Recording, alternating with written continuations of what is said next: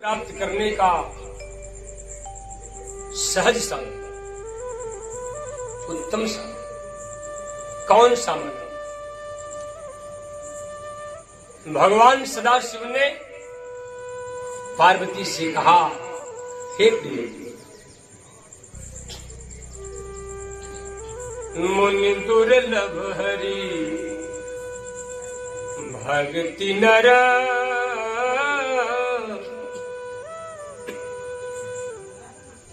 मुनि दुर्लभ हरि भक्ति नर,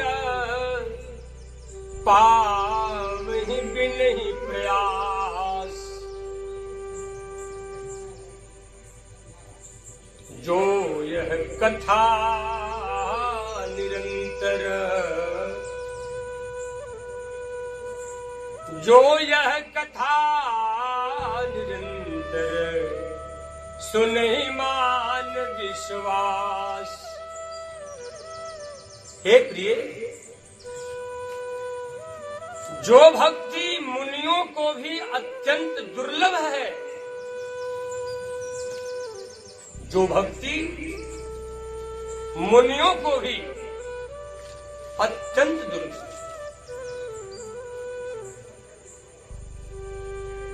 ये मानवों के लिए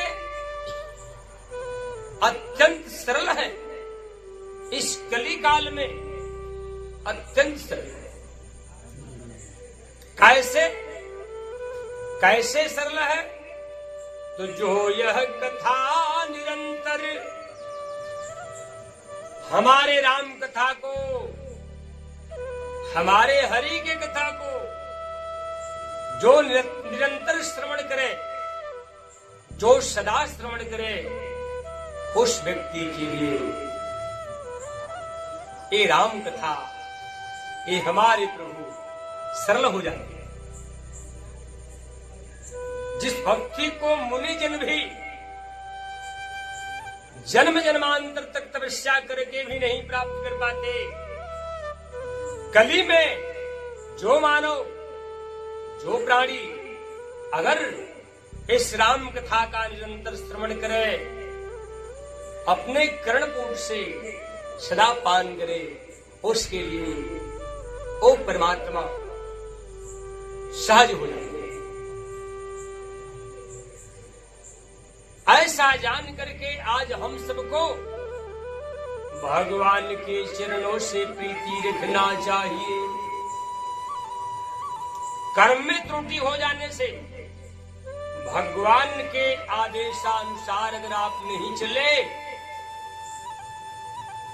कर्म में अगर त्रुटि हुआ तो उसका दंड भोगना पड़ेगा, चाहे कोई क्यों न हो।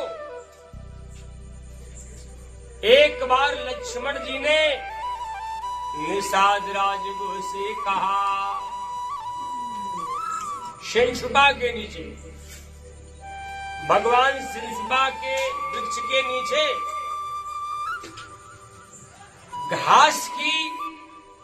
घास का बिस्तर बनाकर, घास के बिस्तर पर भगवान सो रहे हैं, लक्ष्मण पहरे पर बैठे हैं। उस समय निषाद राजगुह भगवान राम की दशा को, जगदम्बा की दशा को देख देख करके निषाद राजगुह की आंखों से आंसू हुए। जो जगत का स्वामी, जो जगदाधार, जो विश्व का आत्मा, वो आज भूमि पर सो रहे। हे विधाता, एक कैसी लीला है। कभी कैकेयी को दोष देते हैं, कभी विधाता को दोष लगा रहे हैं। लक्ष्मण जी ने समझाया, हे निषाद राजगुह, हे मित्र, सुनो, काहुन को सुख दुख कर दाता, काहुन को सुख दुख कर दाता, निज कृत कर्म भोग सब प्रेम से बोले सच्चिदानंद भगवान की। हे मित्र, हे सखा, यहां किसी को कोई दुख नहीं देता। यहां न किसी को कोई दुख देता है, न किसी को कोई सुख। सब लोग, सभी प्राणी अपने अपने कर्मों से भोगते हैं। कर्म ही माता, कर्म ही पिता, कर्म ही पूजा और कर्म ही ईश्वर। कर्म में त्रुटि हो जाने से प्राणी को भोगना पड़ जाता है। इसका उदाहरण बताता हूं। एक बार भगवान श्रीमन नारायण के पास करतलवीन नारद जी श्रीमन नारायण नारायण करते हैं बैकुंठ धाम में गए। भगवान को प्रणाम करते हैं, साष्टांग दंडवत किए। नारद जी का स्वागत करते हैं, प्रभु आसन देते हैं बैठने को। नारद जी ने कहा कि भगवान, कैसे प्राणी कर्म से भोगता, कैसे प्राणी से त्रुटि हो जाता। जब वेद बने, पुराण बने, शास्त्र बने, आचार्य बने, सब कुछ है, तो कैसे प्राणी से त्रुटि हो जाता और कैसे प्राणी कर्म में त्रुटि होने से भोगता है। श्रीमन नारायण ने नारद के इस प्रश्न का उत्तर देने के लिए अब कुछ लीला कर रहे हैं। नारद के मन में संशय, जानना चाहते हैं कैसे कर्म में त्रुटि हो जाता, कैसे प्राणी भोगता। नारद जी के इस संदेह को दूर करने के लिए भगवान श्रीमन नारायण ने नारद जी से कहा, हे नारद जी, हमें अन्न की व्यवस्था करो। मैं अपने प्रभु को भोग लगाने की, मैं अपने प्रभु का ध्यान करने जा रहा हूं और उनको भोग लगाना है और कुछ अन्न चाहिए, कुछ अन्न चाहिए। तो वैकुंठ लोक में तो अन्न है नहीं, अन्न है मृत्युलोक में, अन्न है मृत्युलोक। वैकुंठ लोक में तो अन्न नहीं। प्रभु ने नारद जी के भ्रम को दूर करने के लिए एक क्या कर रहे थे, हमें कुछ अन्न चाहिए अपने प्रभु को भोग लगाने के लिए। नारद जी ने कहा, तो कहां से अन्न लाऊं प्रभु। तो भगवान श्रीमन नारायण ने कहा, जाओ मृत्युलोक में, क्योंकि मृत्युलोक में धान की, अन्न की, गेहूं की खेती, चना की, उड़द की होती है, वहां से अन्न मिलेगा। नारद जी मृत्युलोक में आए। भगवान के कथनानुसार जब मृत्युलोक में आए, अन्न ढूंढने लगे। एक किसान का फसल दिखाई पड़ा, इसमें गेहूं बहुत सुंदर लगे। एक किसान के खेत पर आते हैं, सुंदर सा गेहूं, बहुत सुंदर गेहूं लगा हुआ, पक गया है। किसान को बुलाते हैं, एक बार नहीं, अरे भाई कोई है, अरे भाई कोई है। किसी ने नहीं बोला। एक बार बोले, दो बार बोले, किसी ने जब नहीं बोला तो नारद जी के मन में आया कि गेहूं तो गेहूं है, अन्न तो मिल गया, अब कोई नहीं तो भगवान ही तो पूजा को मांगे हैं, चलो किसी से पूछने की क्या आवश्यकता। कोई नहीं बोला तो गेहूं तो मिल गया, अब यहीं से हम लेकर चलते हैं। एक गेहूं का बाल, नारद जी ने एक गेहूं का बाल उस खेत में से तोड़ लिया।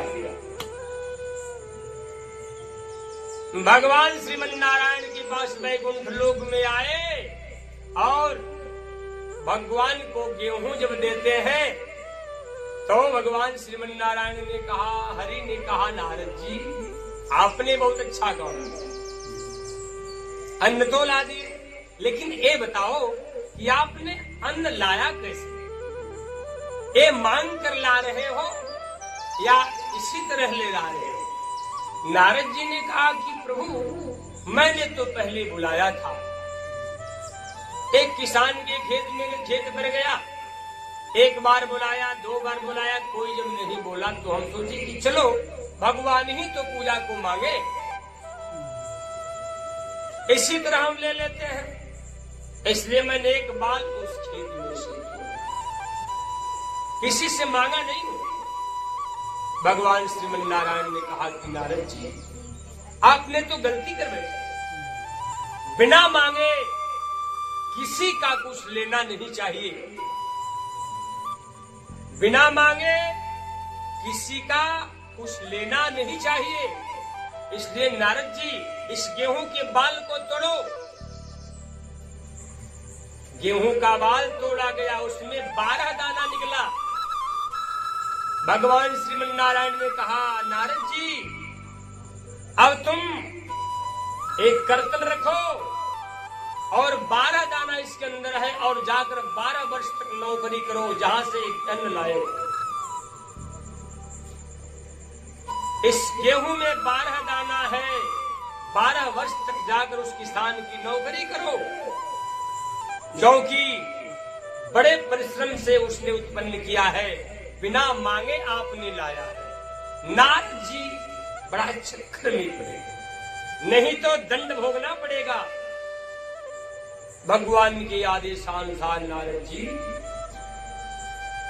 भगवान के आदेशानुसार नारद जी फिर मृत्युलोक में आए, किसान के यहाँ खेत पर गए, पता लगाए किसान का घर कहाँ है। वो एक सेठ का फसल लगा हुआ, घर पूछ करके गए नारद जी, किसान के घर पर गए, चेहरा बदल दिए, नया उम्र है, किशोरावस्था, पगड़ी बांधे हुए हैं, हाथ में डंडा लिए और जाकर के उस सेठ के दरवाजे पर आवाज लगाते हैं कि इस महल में कोई है। अरे भाई इस महल में कोई है। तब तक उसकी धर्मपत्नी आ गई, देखी कोई लड़का है, किशोरावस्था में है, पगड़ी बांधा, हाथ में डंडा लिया, क्या बात है, बोलो बेटा। बात यही है कि मालिक मैं नौकरी करने आया हूं, अगर हो सके तो आप हमें नौकर बना लीजिए। वो घर की मालकाइन जाकर अपने पति देव सासी, पति देवता आए। उस समय उन सेठ से नारद जी ने हाथ जोड़कर बोले मालिक अपने घर का मुझे नौकर बना दीजिए।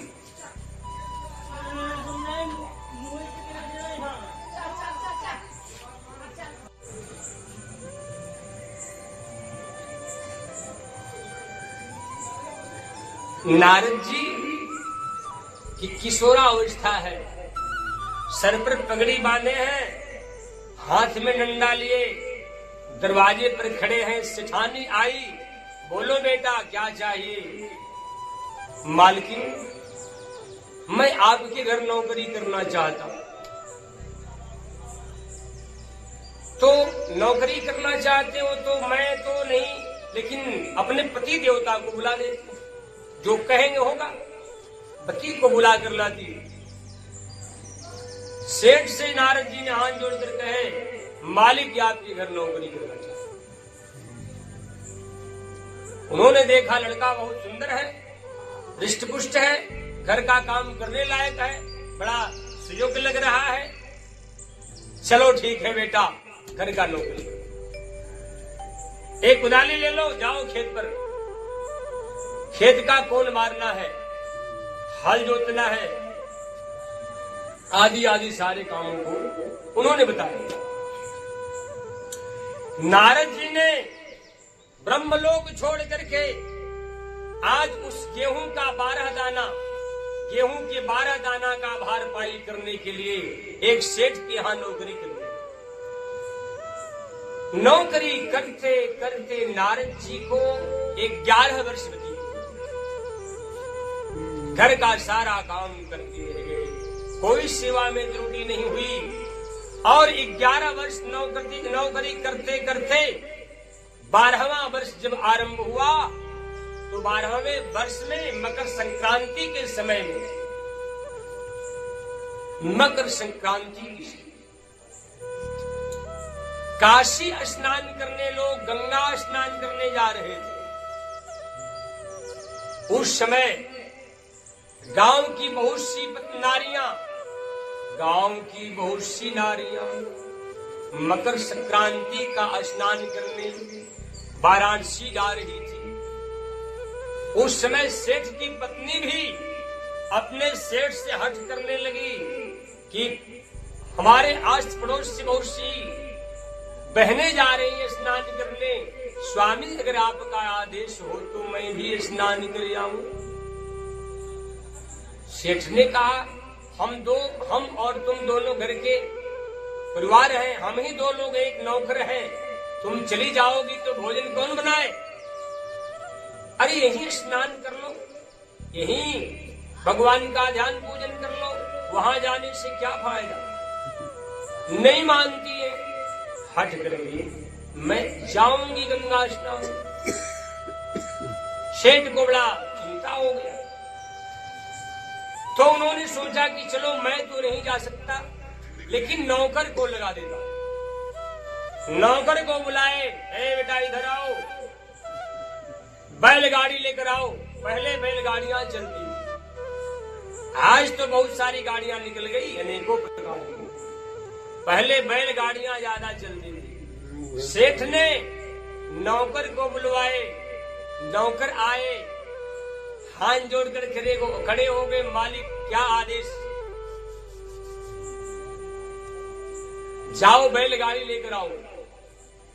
नौकर ने बैलगाड़ी लाया, इस पर सत्तू पिसान रखो, भोजन बनाने का बर्तन रखो और अपनी मालकाइन को गंगा स्नान करा कर के लाओ। जो आज्ञा मालिक, मैं तैयार। मालकिन को नहलवाने के लिए नारद जी उस बैलगाड़ी पर बैठे।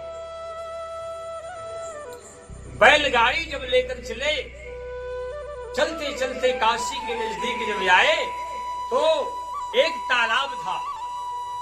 तालाब में बहुत थोड़ा सा जल था, तालाब छोटा तालाब था, उसमें थोड़ा सा जल था, ज्यादा जल नहीं था। और नारद जी की दृष्टि, बैलगाड़ी को वहां कर नारद की दृष्टि, नारद मुनि की दृष्टि उस गड्ढे में पड़ा। तालाब में जहां जिस गड्ढे में पानी है उसमें दृष्टि। तब तक उन्होंने देखा कि माता गंगा इस तालाब के गड्ढे में विद्यमान है और मैं अपनी मालकाइन को गंगा स्नान कराने के लिए ले जा रहा हूं। तो जब गंगा यहीं पर आ गई तो वहां मैं ले जाकर रखी, अपना समय व्यर्थ क्यों नष्ट? मालकाइन से, हे मालकिन, गंगा जी मिल गई, चलो गंगा जी में स्नान करवा दो। ओ मालकिन जो है, अरे नारद, अरे बेटा गंगा कहां? गंगा तो भी दूर है। नहीं माता, यही नहीं मालकिन, वो देखो गड्ढे में गंगा जी छिपी हुई, इसमें गंगा जी इसी में स्नान होगा। इस चक्कर में पड़ गई कि मैं कैसा ही नौकर है को आज हमको फंसा दिया। इसीलिए मैं कह रही थी आप चलिए, नौकर को लगा दिए। नौकर ने कहा मालकिन गंगा ही स्नान करने जा रही हो तो माता गंगा तुझसे क्या तालाब के गड्ढे में छिपी है, चलो। ये गंगा स्नान करने को कहती है, नारद जी गड्ढे में गंगा को बता रहे हैं, तालाब में नहीं। मालिक का आदेश है माता को स्नान करवाना। मालिक को स्नान करके अगर करवा कर न ले जाऊं तो मालिक का आदेश है। चक्कर में पड़ गए नारद जी, जबरदस्ती उनको उठाए बैलगाड़ी से, चलो वैसे नहीं स्नान करोगी तो हम गंगा स्नान करवाने, या गंगा यही विद्यमान, वहां तो गंगा है नहीं।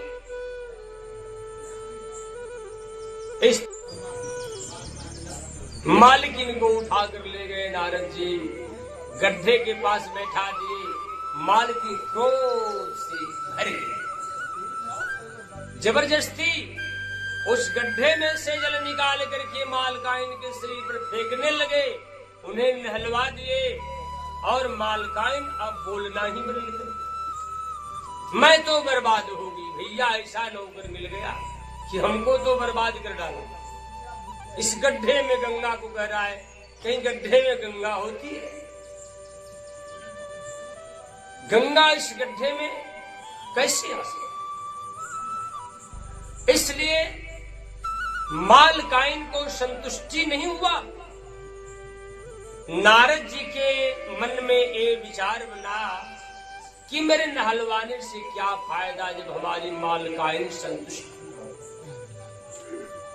उस समय माता गंगा से नारद जी कहते हैं, हे गंगा मैया, हमारी मालकाइन हमारे कर्म से प्रसन्न नहीं है, इनको दर्शन दो। इनको संतुष्टि नहीं, ये गड्ढे को समझ रही।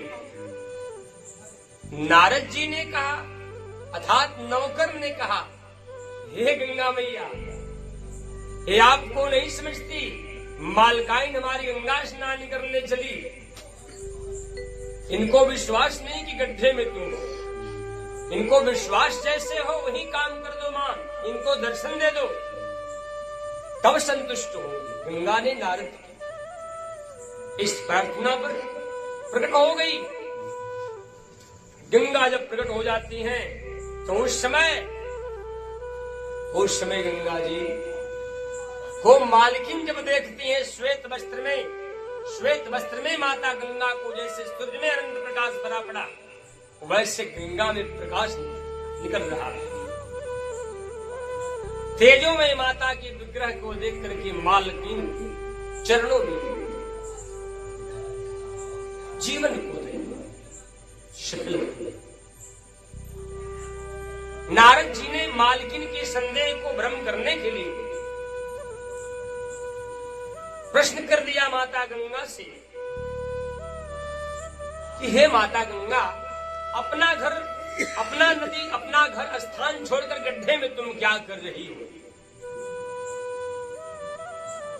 माता ने कहा, नारद जी, मुझसे तो तुम पूछ रहे हो कि मैं यहाँ गड्ढे में क्या करती हूँ, लेकिन तुम बताओ कि ब्रह्मलोक छोड़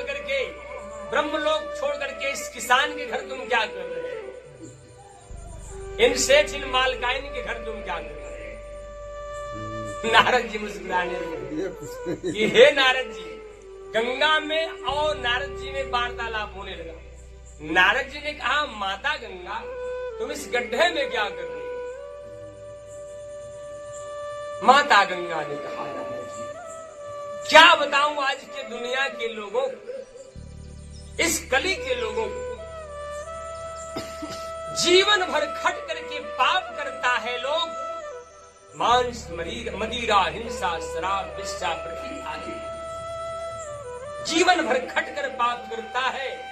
जब मकर संक्रांति का समय आता तो हमारे इस निर्मल जल को भी मैला बनाने चला। इन पापियों के पाप को धोते धोते मैं थक गया। इन सब के अत्याचार को मैं बर्दाश्त नहीं कर पाया। प्रत्येक वर्ष मेरे शरीर के अंदर जाकर जीवन भर खटकर पाप करते हैं और साल में आकर मेरे शरीर में हमको दूषित करते हैं। इसीलिए मैं अपने घर को छोड़ करके आकर इस गड्ढे में हूं। जब मकर संक्रांति बीत जाएगा तो मैं वहां जाऊंगी। नारद जी, लेकिन हमारे बारे में तो आपने पूछ लिया, लेकिन अब ये बताइए, आप किसान के घर में क्या कर रहे हैं? आपको क्या हो गया? मेरी तो व्यवस्था है। नारद जी ने कहा, माता गंगा, जो व्यवस्था है आपकी वही व्यवस्था हमारी भी। भगवान श्रीमन्नारायण ने एक बार हमसे अन्न मांगे पूजा के लिए। नारायण परमात्मा की मृत्युलोक में आया, किसान को बुलाया, नहीं मिला, बिना पूछे मैंने एक बाल तोड़ लिया, प्रभु को दिया। भगवान ने, हरि ने कहा, नारद जी, तूने अच्छा नहीं, क्योंकि बिना पूछे किसी का वस्तु छूना नहीं चाहिए। उस बाल को तोड़ने पर 12 दाना निकला मैया, तो भगवान श्रीमन्नारायण ने कहा तूने पाप कर्म कर दिया, इसलिए कर्म का दंड भोगो, ब्रह्मलोक छोड़ो और जाओ मृत्युलोक में किसान के यहाँ जाकर उसके अन्न का भार पाई। इसी कर्मदंड को भोगने के लिए मैं सेठ के घर नौकरी कर रहा हूं मैया। मकर संक्रांति का समय था, मालिक का आदेश हुआ कि जाकर मालकाइन को अपने गंगा नहलवा लाओ। मैं गंगा नहलवाने चला तो तुम यहीं मिल गई, अपने घर को छोड़कर आई हो, तो मैं वहां जाकर क्या करूं। इसलिए माता, आज आपने हमारे जीवन को सार्थक कर दी, हमारे मालकाइन को संतुष्टि मिल गया। माता ने दर्शन की, मालकिन ने दर्शन किया। जब ये पता चल गया कि ये नौकर नहीं है तो नारद जी हैं, तो अब नौकर के शरण पर गिर पड़े। ये नारद जी हैं और नारद जी हमारे घर का नौकरी कर रहे हैं। कुदाली चलवाई मैं, हल चलवाई मैं नारद जी से, बोझा डुलवाई मैं, कभी भी अपशब्द भी कह दी नारद जी को। नारद जी के चरणों में मालकिन गिर पड़ी, बोली हे नारद जी हमें क्षमा करो, क्षमा करो। आप मुनि नहीं महामुनि हैं, आपके दर्शन से पापियों की पाप नष्ट हो जाते। मैं एक क्या कर डालूंगा, चरणों में क्षमा मांगूंगा, आप पर क्रोध भी मैं नहीं। नारद जी ने माता से नहीं, इसमें आपका कोई दोष नहीं, आओ बैठो। बैलगाड़ी में बैठाते हैं, बड़े प्रसन्नता के साथ नारद जी अपनी मालकाइन को लेकर के अपने स्थान पर आए। मालिक से कहे, मालिक मैंने मालकिन को स्नान करा लाया। मालकिन ने अपने पति से जाकर बोली, खड़े खड़े क्या देख रहे हैं आप, क्या खड़े खड़े देख रहे हैं स्वामी, ये आपका नौकर नहीं है। अरे तो वो है जिनके दर्शन करने के लिए संसार के लोग तरसते हैं। ये ब्रह्मा जी के संतान, मुनियों में श्रेष्ठ, मुनियों में अग्रगण्य ये नारद जी हैं, जो आपके घर नौकर बनकर के, आपके घर नौकर बनकर के नारद जी हैं, मेरे घर नौकर। सचमुच में लेकिन हमें विश्वास नहीं होता कि नारद जी हैं। तब मालकिन ने नारद जी से प्रार्थना किया कि हे नारद जी, जैसे हमको अपना चेहरा जैसे आपने हमें दर्शन दिया, उसी प्रकार हमारे स्वामी को भी दर्शन, जीवन धन्य हो जाए भगवान। हे महात्मन, हे मुनि, जिस घर में आपका पांव पड़ गया, ये हमारा घर धन्य हो गया, हमारी पृथ्वी धन्य हो गई, हमारा ये साम्राज्य धन्य हो गया, हमारी क्रिया धन्य हो गई, हमारे कर्म फल धन्य हो गए। आज मैं कृतकृत हूं। नारद जी की इस प्रार्थना पर, मालकिन की इस प्रार्थना पर नारद जी ने जो नौकर का वेश बनाए थे, तुरंत ही अपना चेहरा बदला, नारद के रूप में प्रकट हो गए। मालिक ने, सेठ ने जब सामने नारद जी को देखा, उनकी आंखों में आंसू भर गए। धिक्कार है तुझे, धिक्कार है तेरे जीवन को कि तूने नारद जी से हल चलवाया। धिक्कार है ऐसे शरीर को, तूने नारद जी से कुदाली चलवाई। ऐसे महात्मा, ऐसे ज्ञानी से, ऐसे प्रभु से तूने हल चलवाया, झाड़ू लगवाया, बिस्तर लगवाया। सेठ जी भी नारद जी के चरणों में गिर पड़े। नारद जी ने उन्हें दोनों हाथों से उठाया, मालिक इसमें आपका दोष है।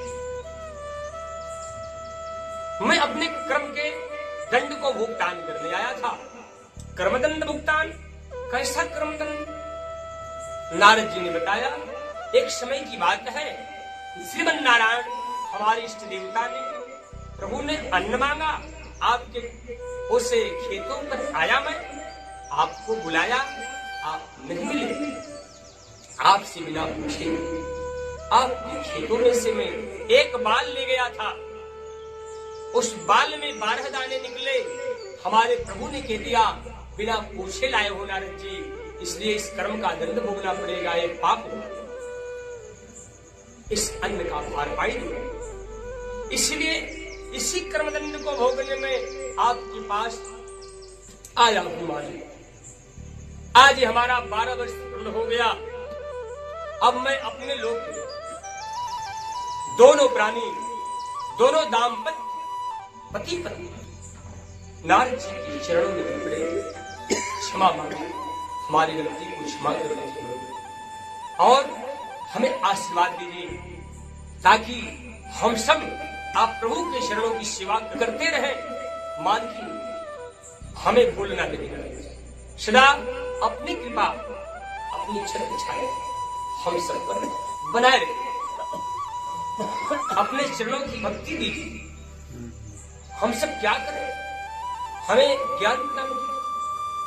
उन्होंने कहा तुम लोग भी श्रीमन नारायण का सदा नाम लिया करो, सदा आनंदित रहो, सुखमय रहो, धन धान्य से, भगवान की भक्ति से। अंत काल में तुम प्रभु के प्यारे बनोगे। आशीर्वाद ऐसा कहकर के नारद जी ने अपने अपने धाम को चले गए, प्रभु के पास गए। भगवान नारायण मुस्कुरा रहे हैं, नारद जी देख लिया कर्मदंड, पूछ रहे थे प्राणी कैसे कर्म का दंड भोगता है। इसी प्रकार से कर्म में त्रुटि हो जाने से प्राणी कर्म का दंड बिना पूछे किसी का कुछ वस्तु उठाना नहीं चाहिए। कोई भी कर्म करो शास्त्र के आधार पर करो, मन कल्पित कर्म न करो। कोई भी कर्म करो मुझ परमात्मा को समर्पित करके करो। कोई भी कर्म करो संतों से, गुरु से आदेश लेकर किया करो। कोई भी कर्म करो शास्त्र की मर्यादाओं में रहो, आसक्ति से, ममता से रहित होकर करो। इस प्रकार कर्म करने से प्राणी कभी भी बंधन में नहीं बनता। इसी कर्म को भगवान श्री कृष्ण ने गीता में बताया अर्जुन से, हे अर्जुन कर्म करो, क्योंकि कर्मण्यवादिका रस्ते मां फलेषु कदाचन मां कर्म फल हेतु मुर्वाते संगो विष्णु कर्मणि प्रेम से बोले सच्चिदानंद भगवान की। कर्म करो पार्थ, कर्मण्यवादिका रस्ते मां फलेषु, मां कर्म फल हेतु मां ते संगो विष्णु कर्मणि। कर्म करो लेकिन कर्म के फलों में तेरे, कर्म करो पार्थ, कर्म में तेरा अधिकार है लेकिन कर्म के फलों में तेरा अधिकार नहीं है। ठीक उसी आप भी कर्म करें, सोच कर करें, समझ कर करें। अगर आप सोच समझ कर कर्म नहीं करेंगे तो इस प्रकार एक कर्म बंधनकारी हो जाएगा। जैसे सोना को जब आग में डाला जाता है तो शुद्ध हो जाता है, उसी प्रकार इस कर्म को भी जैसे आग में सोना को डालने से सोना शुद्ध हो जाता, उसी प्रकार इस कर्म को भी ज्ञान अग्नि में डालने से अर्थात ईश्वर को समर्पित कर देने से एक कर्म शुद्ध हो जाता, कभी बंधनकारी सिद्ध नहीं होता। ऐसा जान करके हे संसार के लोगों, हे भगवान के प्रेमी जनों, आप भी निष्कपट भाव से परमात्मा आप लोग कर्म करें। प्रेम से बोली सच्चिदानंद भगवान।